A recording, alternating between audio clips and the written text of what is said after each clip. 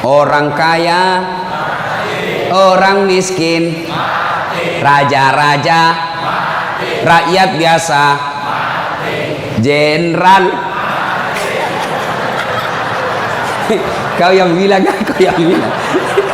Hati-hati kau disuruh push up. Ya, semua mati. Berarti yang jadi masalah sesungguhnya bukan mati. Yang jadi masalah illa wa antum muslimun, kecuali dalam keadaan beragama Islam. Berarti ada orang Islam tapi matinya tidak beragama Islam. Siapa mereka? Contoh aja nih, contoh, jangan marah, contoh. Kau melanggar, kau tidak lihat ini. Saya lihat, Pak. Kenapa kau langgar? Saya tidak lihat Bapak. Kenapa kau tidak lihat saya? Bapak sembunyi di tikungan. Akhirnya tilang. Ini kalau di sidang 250.000. Tidak ada uangku, Pak. Sudah, berapa uangmu di situ? 50.000. Sudah, 50.000. Tidak ada pun bensin, Pak. Sini 40.000. Sini 10, ambil kau 10.000. Sudahlah itu. Dia pergi makan soto Betawi. Pas sudah makan soto Betawi, keluar dari warung, tabrak, mati. Matinya bisa dalam keadaan kafir. Kenapa? Ada uang haram dalam perutnya. Auzubillah min dzalik. Ini polisi film India, bukan polisi Indonesia. Oh, polisi Indonesia orang bagus. Itu polisi film India. Ya, saya bilang sama jamaah saya, hei ibu-ibu, jangan kau musuhi polisi. Kau kira hidupmu enak kalau tidak ada polisi? Rumah dirampok, anak diperkosa, istri dibunuh, harta dijarah, habis semua harta kita yang puluhan tahun dikumpul. Kita tahu pelakunya, kita identifikasi pelakunya, datang ke polisi, tolong Pak polisi, cari pelakunya, kejar dia, selamatkan hartaku, ini ciri-ciri orangnya. Kata polisi, mohon maaf, baru saja polisi bubar. Musuh itu polisi. Saya mau pergi ceramah, macet jalan, tidak bisa gerak, mau maju tidak bisa, mundur tidak bisa. Saya baca surah Yasin, sudah hatam, tidak gerak-gerak mobilku. Begitu datang polisi lalu lintas, selesai. Pun kalau ada polisi yang minta-minta uang di jalan, itu polisi film India.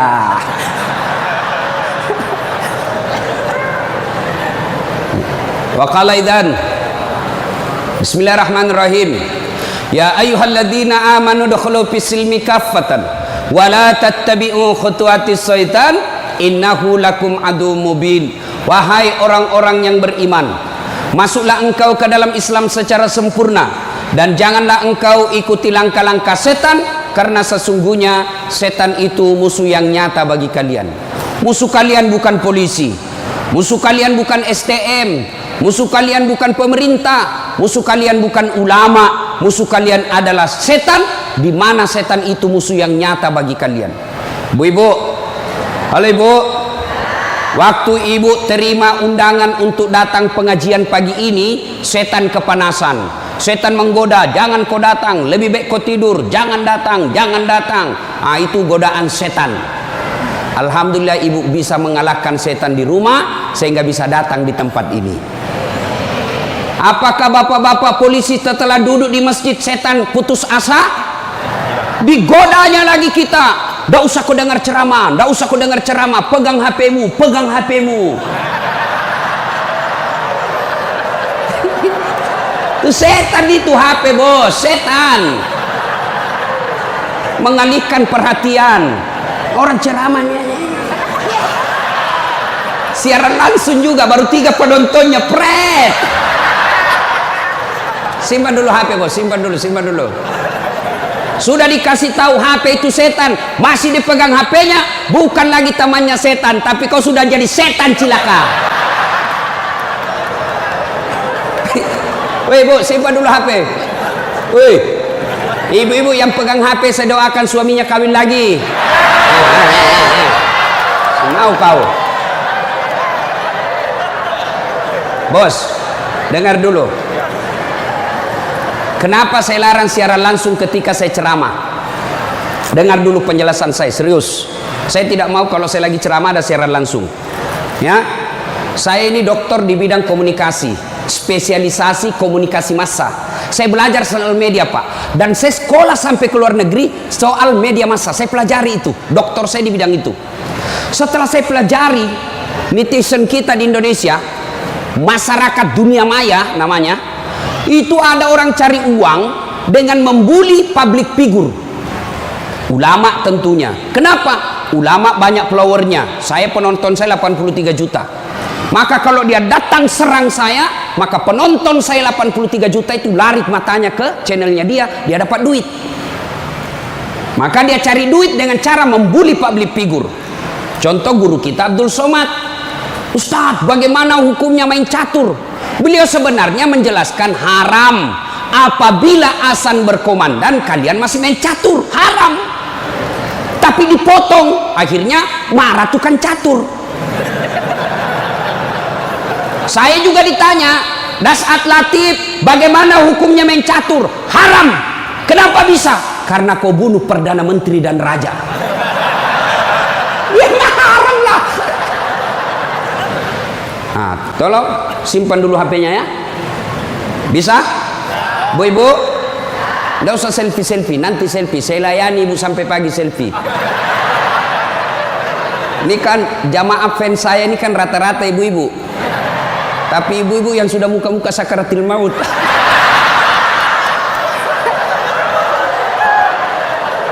Orang sudah lagi ceramah, selesai ceramah keringatan, capek, dia kejar kita. Ustaz, selfie Ustaz.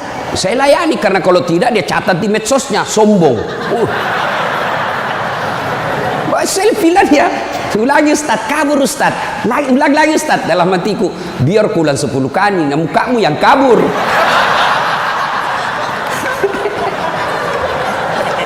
Simpan dia Bu, boleh Bu? Simpan HP Pak, boleh? Boleh simpan HP-nya? Siap? Oke, kalau mau dengar ceramah saya, nonton saja nanti di YouTube saya. Ini ada nanti di YouTube, gambarnya lebih bagus, ya, suaranya lebih jernih. Kunjungi, jangan lupa like and share.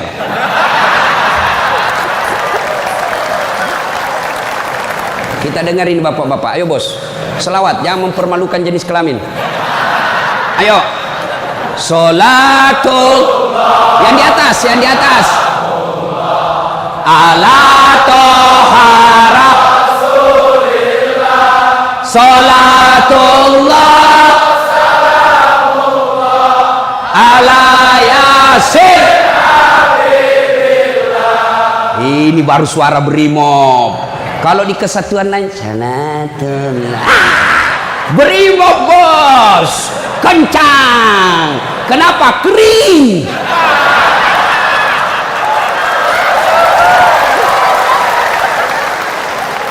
Saya ceramah ini gaspol atau rem-rem? Hah? Serius? Hah? Oke, gaspol memang, ah. Satu, dengar. Satu, Nabi itu bos, belum lahir sudah yatim. 6 bulan dalam perut ibunya sudah wafat bapak beliau. Lahir, baru 4 hari lahir diambil sama ibu susunya. 4 tahun. Usia 4 tahun baru dibawa ke ibunya, Siti Aminah. 6 tahun beliau pergi ziarah kubur. Waktu itu belum Madinah, belum Madinah namanya, tapi namanya Yastrib. Pergi pulang dari Madinah, di desa Afwa meninggal ibunya. 6 tahun bos. Ada di sini polisi 6 tahun yatim piatu? Coba angkat tangan. 6 tahun yatim piatu. Ada? Tidak ada. Usia 6 tahun meninggal bapak, ibu diambil sama kakeknya Abdul Muttalib. 8 tahun meninggal lagi kakeknya, diambil oleh pamannya. 12 tahun sudah ikut, 9 tahun mengembala. Mengembala Pak, 9 tahun tidak main handphone. Coba. 12 tahun perang. Bukan perang agama, tapi perang antar suku. 16 tahun dagang. Bukan dagang dari Kelapa II ke Citos, Tanah Abang, bukan. Kenapa? Dari Mekah ke Syria. Bukan naik pesawat, naik onta, padang pasir. Hari demi hari, waktu demi waktu, beliau punya masalah dalam hidupnya.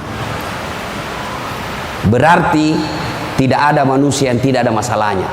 Apalagi kalian anggota BRIMOB. Nih muka-muka penuh masalah semua ini. Apa masalahmu, bos? Cicilan. Mana ada tidak ada cicilannya di BRI sini? Coba, tuh tidak ada orang tidak ada masalah. Semua penuh masalah. Yang sederhana aja deh, sederhana saja. Saya kasih contoh. Waktu kalian mau SMA, tamat SMA, apa masalahmu? Mau jadi polisi. Terima di SPN, Sekolah Polisi yang tamatan SMA. Sudah itu selesai masalah? Tidak. Masalah baru apa? Penempatan. Mau dapat yang basah. Hati-hati bos, di tempat basah kok gampang tenggelam. Sudah dapat tempat basah, mau lagi naik pangkat, sekolah lagi. Perlu lagi biaya. Sudah sekolah selesai masalahmu? Tidak. Penempatan lagi. Sudah penempatan, mau naik lagi jam pangkat. Pangkat tak naik sampai bintang 1, bintang 2, bintang 3. Selesai bintang 3, tidak, terancam pensiun. Ayo, mana ada orang tidak ada masalahnya? Ustadz, kau pikir tidak ada masalahnya Ustadz? Wow, masalah demi masalah. Apa masalahnya Ustadz? Ditipu. Kenapa bisa ditipu? Assalamualaikum Ustaz. Waalaikumsalam. Boleh pergi ceramah di Pulau Kijang? Boleh. Jelaskan saya ke situ. Kita dari Makassar naik pesawat ke Jakarta, dari Jakarta ke Jambi, dari Jambi naik mobil dulu 1 jam. Sudah itu naik perahu, speedboat. Berapa jam? 2 jam paling lama Ustaz. Oke, jalan. Sudah tiba naik speedboat? Bukan. Ternyata katinting. Saya bilang, bos, bukan speedboat ini, katinting ini. Yang minum, toko. Ya kan? Kalau speedboat, siung. Dalam hati ditipu lagi saya ini, kurang ngajar ini. Sudah 3 jam, belum sampai-sampai. 4 jam, belum sampai-sampai. Saya bilang, Haji, Bapak bilang cuma 2 jam. Ini sudah mau 4 jam, kita belum sampai. Dia bilang, mohon maaf Ustaz, sebenarnya ini 9 jam Ustaz.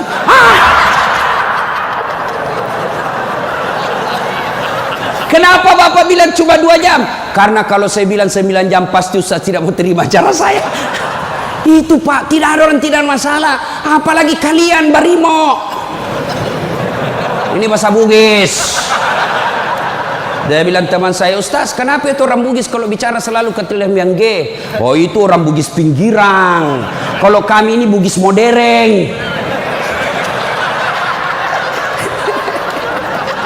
Bos, adik-adik polisi, ini yang brimob. Mana ada tidak ada masalah? Sepertinya dari semua pekerjaan, polisi lah yang paling banyak masalahnya. Kenapa? Masalahnya orang kita urus Pak. Dia yang baku tikam, kita yang repot. Periksa. Ayo, sudah sesuai pasal, datang lagi pimpinan. Atur sedikit itu. Masalah Pak. Mana ada tidak ada masalah? Ibu-ibu yang sederhana, masalah rumah tangga, bapak polisi, istri cantik, bapak pikir bukan masalah? Istri cantik digoda orang, apalagi kalau suaminya jelek. Oh, lebih masalah itu. Berarti bagus kalau istri jelek Ustaz. Istri jelek dihina orang, masalah bos. Kita lagi malu jalan sama dia. Ada undangan pengantin, duluan aja dek, nanti kita ketemu di gedung. Sampai di gedung dia bilang istrinya, Bang, mana kau Bang? Saya sudah sampai. Mohon maaf dek, saya tidak jadi ke situ lagi benceret. Ayo, istri cantik masalah, istri jelek masalah. Coba, berarti bukan masalah kita. Masalah kita adalah bagaimana cara mengatasi masalah. Mengatasi masalah tanpa Ibu-ibu tahu juga pegadaian di sini. Hei, mengatasi masalah, Allah coba bilang, Pak polisi, Brimob, ada masalah, kau jadi komandan dulu. Tidak. Brimob, ada masalah, kau sekolah dulu jadi dokter. Ada masalah, kau kaya dulu. Ada masalah, kau Kapolres dulu. Tidak. Allah cuma minta dua. Ista'inu bis-sabri was-shalah. Sabar, perbaiki solatmu, Allah yang selesaikan masalahmu. Tiba-tiba dipindah pelosoknya Ambon, jauh sekali sampai ke Masohi. Dari lahir sampai jadi polisi perwira, Jakarta tempatnya. Tiba-tiba dipindah jauh. Sabar.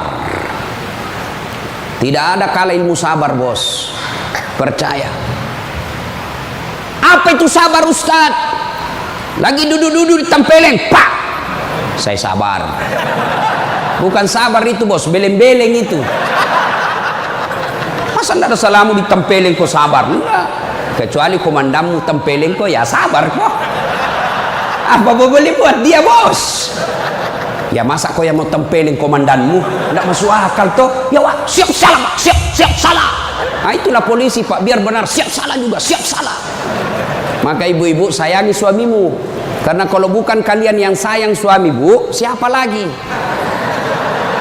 Coba kasihan ini, lihat-lihat ini mukanya. Coba ini. Kalau di depannya komandannya, Pak.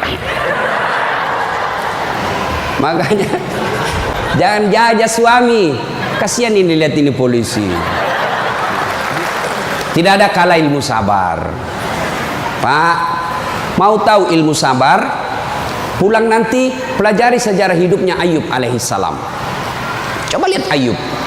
Ayub alaihissalam diuji. Anak meninggal. Apa kata Ayub? Alhamdulillah, saya pernah punya anak. Berapa banyak orang bertahun-tahun suami istri tidak punya anak. Habis hartanya kebakar, habis hartanya bangkrut. Datang iblis, tidak usah lagi kau sembah Tuhanmu, apalagi kau sembah itu Tuhanmu Ayub. Dia ambil anakmu, dia ambil hartamu. Apa kata Ayub? Alhamdulillah, saya sempat kaya. Berapa banyak orang dari lahir sampai meninggal tidak kaya-kaya, saya sempat kaya. Alhamdulillah. Tidak cukup di situ, diuji lagi, sakit lagi Ayub alaihissalam. Datang lagi iblis, Yub, anakmu meninggal, hartamu habis, sekarang kau sakit, sembuh, ndak sembuh-sembuh, ndak usah kau sembah Tuhanmu. Apa kau sembah Tuhanmu itu? Dia ambil semua kesehatanmu. Apa kata Ayub? Alhamdulillah, saya sempat sehat. Berapa banyak orang dari lahir sampai meninggal tidak pernah sehat? Saya sempat sehat, alhamdulillah. Coba pakai ilmu ini, Pak. Bapak tenang. Tiba-tiba dimutasi, alhamdulillah saya dimutasi. Teman saya 13 yang daftar tidak ada yang lulus. Kau syukur.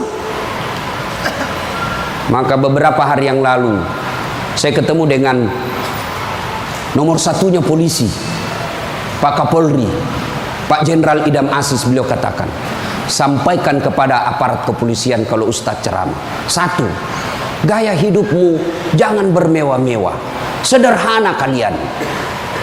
Ini baru jadi Kapolres. Kalau mau ke bandara, kayaknya dia punya itu bandara. Pengawalnya kayak 17 orang. Masuk semua, dia kuasai itu ruang VIP. Bukan kau yang punya itu, negara itu yang punya. Apa dilarang? Tidak dilarang, tapi tidak pantas. Datang, belum lagi pasukannya istrinya. Lebih banyak lagi itu. Dan ini istri-istri yang datang cari muka sama istrinya Kapolres. Kenapa? Karena istrinya Kapolres lebih tinggi pangkatnya daripada Kapolres. Suaminya AKBP, dia kombes. Itulah bisa dimutasi itu gara-gara pengaruh istri. Jangan, gaya hidup sederhana. Tahu puasa? Tahu puasa, Pak? Ramadan Bapak puasa, Bapak polisi? Iya, puasa. Roti halal atau tidak? Air putih halal atau tidak? Nasi halal atau tidak? Tapi siang tahan dulu. nanti sudah maghrib. Maknanya Bapak polisi, kalau Bapak polisi pakai baju coklatmu, tahan itu, jaga diri. Pengendalian diri yang harus. Boleh marah, tapi ketika warna coklat, tahan. Karena di situ ada institusimu. Boleh marah, tapi ketika pakai warna coklat, tahan. Kenapa? Kamu lagi membawai negara. Marah boleh, tapi jangan ketika pakai baju coklat. Itu kalau pribadimu disinggung. Tapi kalau institusimu disinggung, coklat harus maju.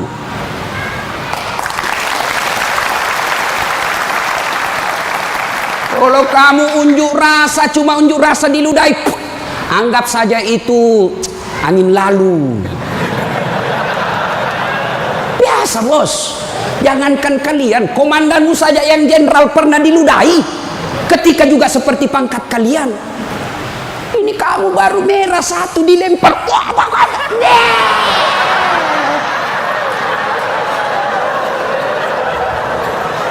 Bos, Rasulullah Pak pergi sholat jamaah, diludahi dari atas. Apa Nabi melempar? Coba kalau Bapak polisi.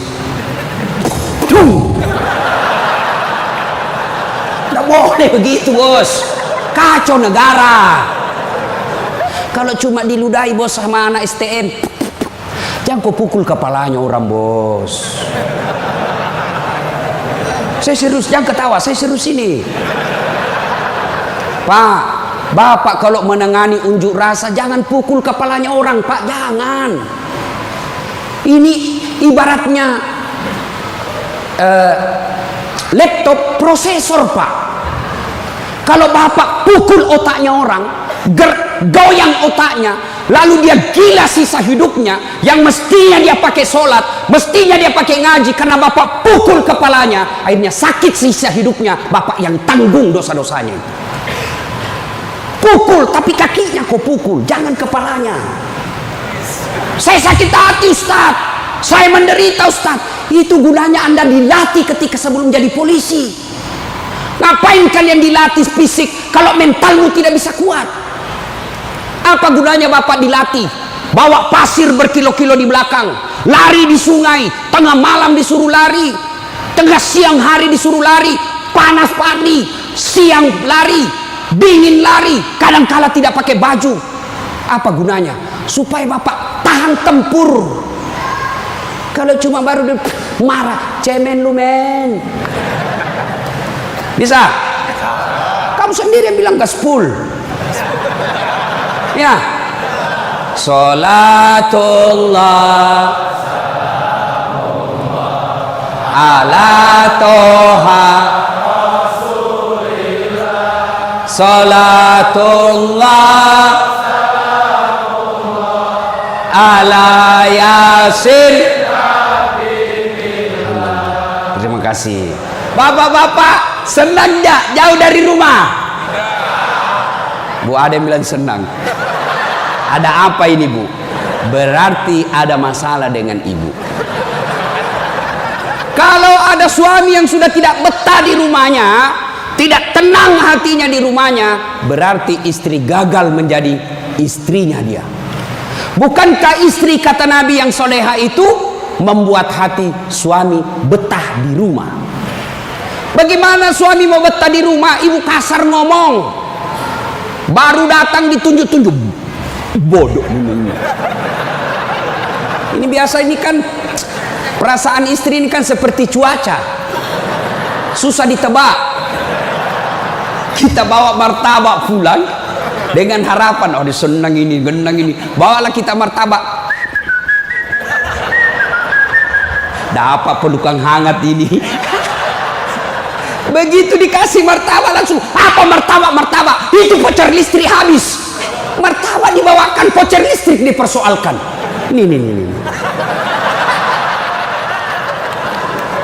Hei, Bu, hei, buat suami tenang di rumah. Datang suami sambutlah. Assalamualaikum kakandaku Arjunaku. Langsung suaminya berkata, waalaikumsalam adindaku Sri Kandiku. Istrinya, ih cakep betul abangku hari ini. Dan suaminya berkata, berarti saya jelek kemarin. Bapak juga tidak tahu dipuji. Lalu suami datang marah-marah. Ibu bukakan sepatunya, tadi hendak unjuk rasa, dilempari, dimaki sama ibu-ibu. Ibu tampil di sampingnya, sabar bang, inilah brimo pilihan hidup. Insya Allah kesabaran abang menjadi amal di sisi Allah. Jangan cari rasa penghormatan dari manusia, carilah ridha Allah. Abang bekerja sama polisi menjaga keamanan Republik, itu jadi amal supaya Ustadz Dasat bisa ceramah, kami amankan Indonesia, jadi amal jariah.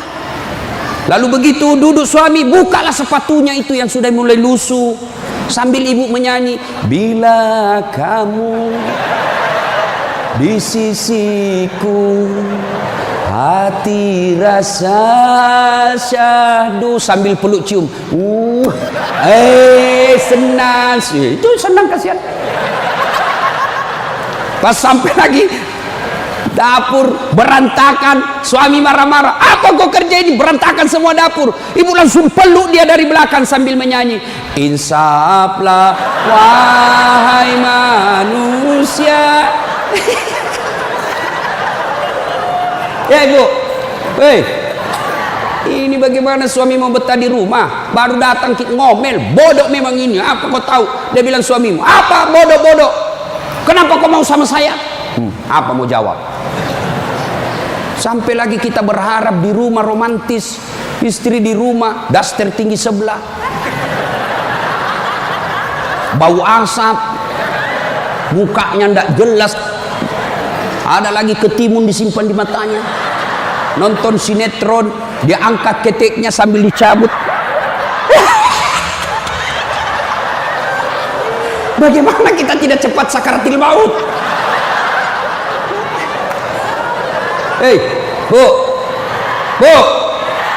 buatlah suami betah di rumah, supaya suami berkata, meskipun saya menderita di jalan, meskipun saya susah di unjuk rasa, meskipun saya dimaki sama komandanku, tapi ada istri di rumahku, bidadari dalam surgaku. Bisa ibu? Bisa? Serius? Bisa? Nah, itu semua bisa kita lakukan apabila kita sabar. Yang kedua, sholat. Bapak ketika ada masalah, perbaiki sholat. Bapak mau jadi Kapolres, mau jadi Danton, mau jadi Kapolda, tidak usah cari muka sama pimpinanmu. Capek cari muka sama manusia. Siap. Tidak laku men. Cari muka kepada Allah. Kerja saja tugasnya seperti profesional. Kata Pak Jenderal tadi, lakukan yang profesional, meningkatkan sumber daya polisi, kirim pendidikan, jaga akhlak, perbaiki attitude. Insya Allah Bapak lakukan itu, Allah yang ngurus pangkat jabatannya Bapak. Kalau Bapak cari muka sama pimpinan, ganti, cari muka lagi yang baru, ganti lagi, cari muka lagi. Lebih baik Bapak perbaiki kerja sebagai polisi, tegakkan aturan dengan kepolisian, jaga harkat dan martabat institusi kita, biar Allah yang jaga kita punya. Sholat Pak. Saya kasih contoh Pak, kalau Bapak dipanggil sama jenderal, ajudan, ada kan ajudannya jenderal kan? Coba lihat kalau ke jenderal panggil, Pak Dan, komandan panggil, ajudan, itu ajudan biar lagi tidur langsung lompat, siap komandan. Ada kuaci di mulutnya, siap. Kalau perlu dia telan itu kuaci di mulutnya. Ada kira-kira ajudan dipanggil, ajudan, tunggu dulu Pak. Dia injak lehermu bos. Ada bisa. Padahal ini jenderal ada pensiunnya, jenderal ada mutasinya, tapi kenapa kita terlalu takut? Lalu kenapa ketika Allah yang memanggil kita, hayya 'alas shalah, apa kita jawab? Tunggu. Ya sudahlah, kau kata Allah, ya sudah, urus sudah itu. Maka jangan heran 20 tahun Bapak jadi polisi, tidak bisa lepas dari kredit. Kenapa? Bapak nganggap enteng sama yang punya dunia. Saya sholat Ustaz. Betul Bapak sholat, tapi main-main. Allah. Karena budu, iya karena Islam.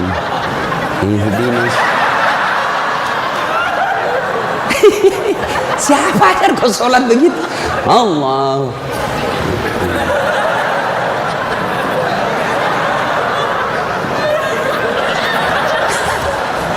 Atau ada ibu-ibu yang tanya saya, Ustaz, boleh ke itu sholat tidak pakai BH?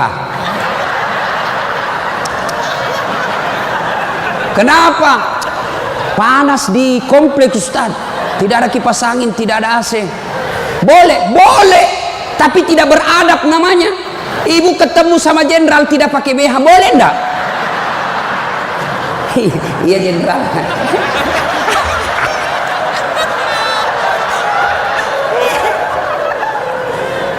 Maka jangan heran Bapak bertahun-tahun sholat tidak bisa baik hidupnya. Kenapa? Bapak sholat semau-maunya. Sholat yang dicari duit. Allahu Akbar. Rakaat kedua. Tadi 100.000 duit saya. Beli nasi bungkus 50.000. Voucher 30.000. Mana yang 20.000? Allah. Mana sih simpan? Allah. Bagi assalam. Oh, di bawah sadel. Bapak selama sholat cari duit. Ya. Ya. Maka begitu ada masalah Pak, perbaiki sholat. Di komplek kita ini, tiba waktu azan, Bapak tidak latihan dan tidak sibuk, datang ke masjid. Sudah sampai ke masjid, yang dari sana, yang dari pintu sana menghadap kemana? Menghadap kemana? Kemana? Barat. Mau orang Sulawesi, mau orang Jawa, orang Papua, orang Medan, datang ke masjid, menghadapnya sama ke barat. Tidak mengatakan orang Sulawesi Selatan dia menghadap ke selatan, dia orang Jawa Barat dia menghadap ke barat. Tidak. Nah, itulah makna pentingnya amanah dari jenderal kita tadi. Kita ini satu kesatuan. Tidak boleh ada berkata polisi Bugis, tidak boleh berkata polisi Jawa, polisi Papua. Tidak. Anda kalian adalah polisi Republik Indonesia. Coba lihat kalau Bapak sholat, boleh enggak pakai bahasa masing-masing? Boleh? Enggak boleh, kacau Pak. Coba kalau kita sholat pakai bahasa masing-masing. Yang jadi imam keturunan Arab. Allahu Akbar. Makmum brimob dari Bugis, dia takbir pakai bahasa Bugis. Pungallahu ta'ala malopo. Sudah ribut kan orang langsung. Datang lagi orang Padang, dia takbir Allah nan gadang. Lah kita balik lagi Padang. Mana datang lagi jamaah yang Allah ganal bujur. Kutai. Terakhir anak gaul dari Betawi. Allah gede banget gitu loh. Kacau kan? Begitu juga di polisi. Kalau rakyat Indonesia saja selalu disampaikan jangan berpecah belah, jangan bertengkar, kalian satu rakyat Indonesia. Apalagi polisi harus lebih bersatu. Jangan rakyat kita bersatu, polisi berpecah belah. Oh kami brimob, oh kami Kopassus Densus, oh kami Kegana. Enggak, kalian adalah polisi rakyat Indonesia. Bagaimana agar muncul persaudaraan? Kata Nabi, umatku itu, polisi itu kalau diaplikasikan dalam polisi itu seperti badan ini. Coba lihat badan kita Pak, satu sakit yang lain ikut merasakan. Tangan kanan gatal tanpa disuruh kiri yang garuk, tangan kiri yang gatal tanpa diundang kanan yang garuk. Gatal dua-duanya kerjasama. Begitu kalian jadi brimob, Begitu kalian jadi polisi, coba ada anak muda lagi jalan malam-malam, tahan tuh kakinya, kaki tahan tuh, semua ikut merasakan. Pertama yang bereaksi mulut,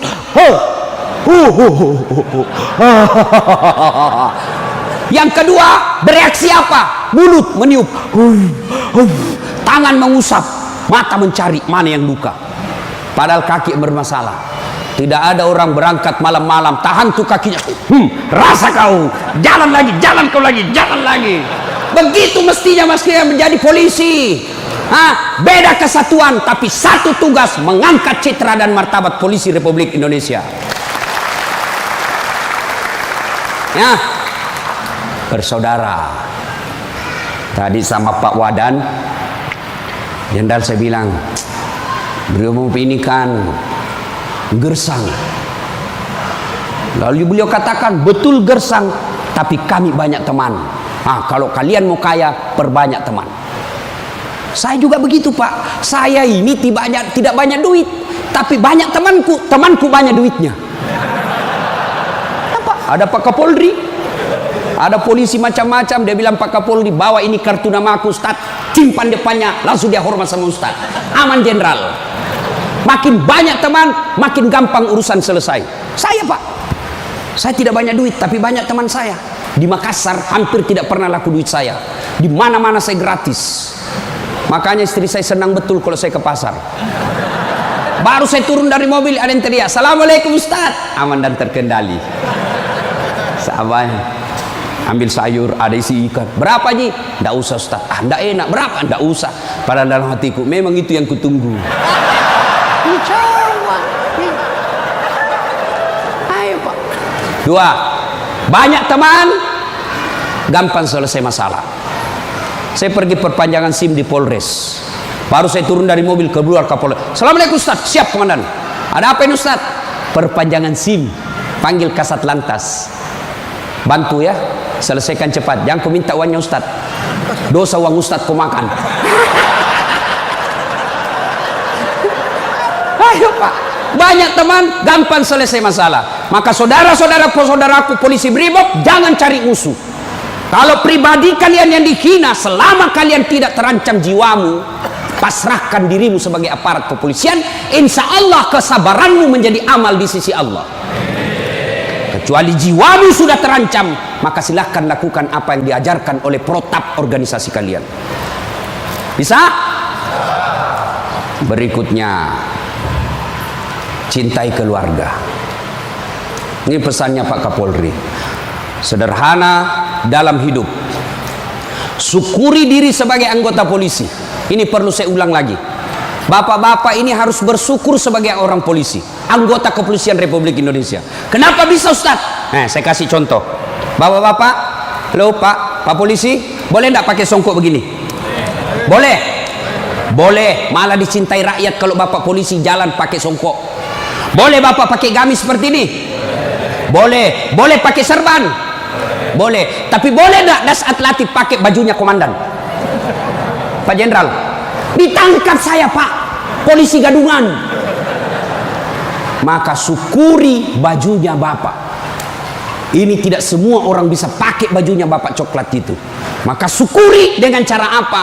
Angkat harkat dan martabatnya, tingkatkan profesionalisme, tingkatkan ilmu kalian, lalu jaga institusi. Kalau pribadi dihina, selama itu tidak menyentuh keselamatan jiwa kita, sabar saja. Insya Allah kesabaran itu, innallaha ma'as sabirin. Allah bersama dengan orang-orang yang sabar. Dan yang ketiga pesan Pak Jenderal, Pak Kapolri, apa pesan beliau?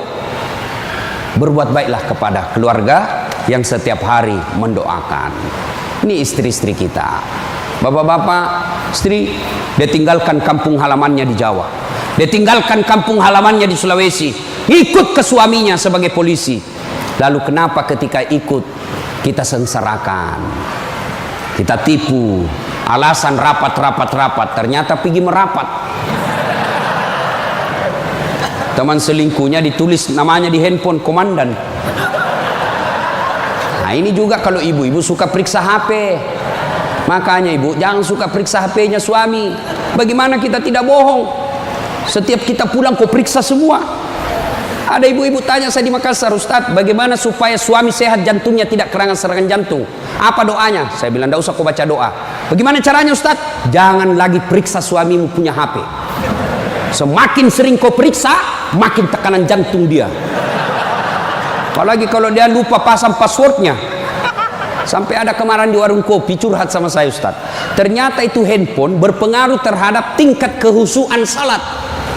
Gimana caranya? Saya lagi takbir, Ustadz, baru takbir pertama, rakaat pertama, Allahu Akbar, bunyi handphone saya. Dan itu ada istriku di samping, Ustadz. Baru rakaat pertama, masih 3 rakaat ini, Ustadz. Mati didapat, diangkat istriku, mati tidak bisa husu. Istrinya langsung ngomong dari samping, ya sudah lanjutkan saja, husu saja, saya tidak angkat ini HP-mu.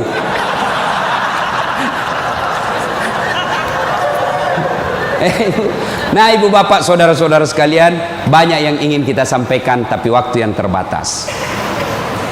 Hiduplah sederhana, bersabar, kemudian dekati Allah dengan meningkatkan kualitas sholat. Ini yang saya lupa, Ustadz, bagaimana kalau kita lagi tugas pengamanan, masuk waktu sholat, Ustadz, mau tinggalkan tempat tidak bisa, Ustadz, mau wudhu tidak ada air, bagaimana caranya, Ustadz? Inilah yang disebut daruriyah, keadaan darurat. Maka solusinya bapak tayamum. Saya ajarkan tayamum. Lihat Pak Polisi, ini baju dilinting naik ke atas. Kalau bapak pakai lengan panjang, ya, linting sampai atas. Lalu sudah itu letakkan telapak tangan di dinding, atau di dinding mobil boleh Pak, dinding mobil, kacanya mobil, dindingnya kah boleh. Atau kalau bapak ada pasir, letakkan telapak tangan di pasir. Sudah itu bertepuk. Jangan langsung begini Pak.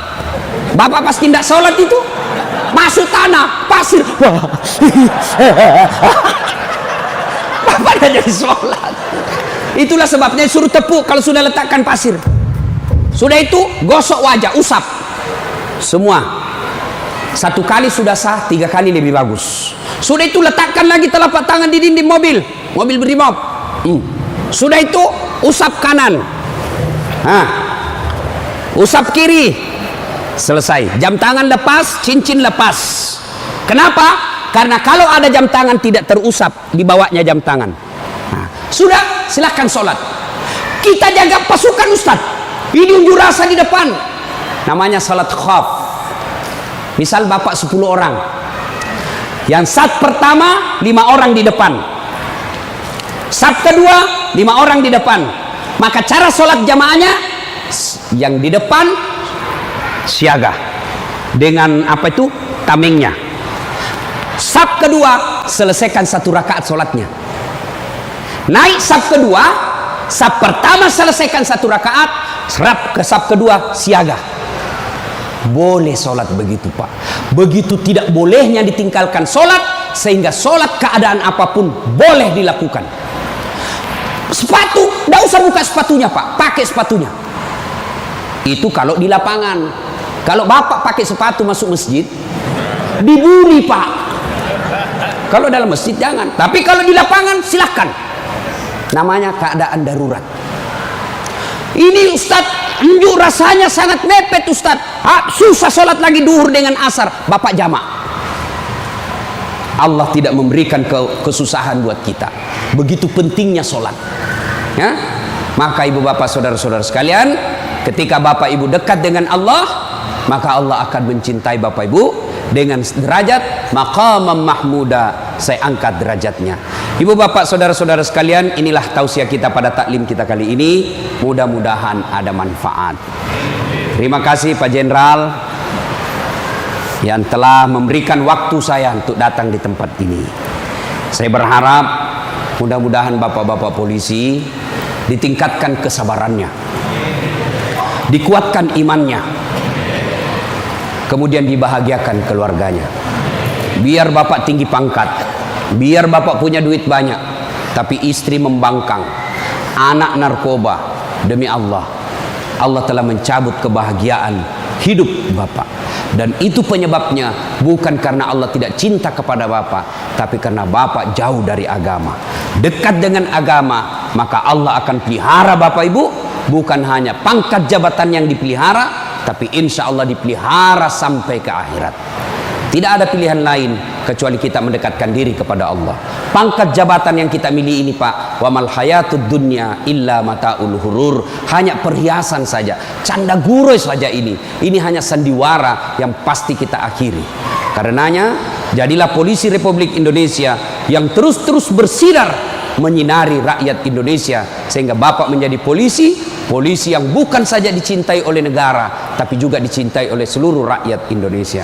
Dan itu jalan keluarnya tidak ada lain kecuali mendekatkan diri kepada Allah Subhanahu wa taala. Demikian, mudah-mudahan ada manfaat.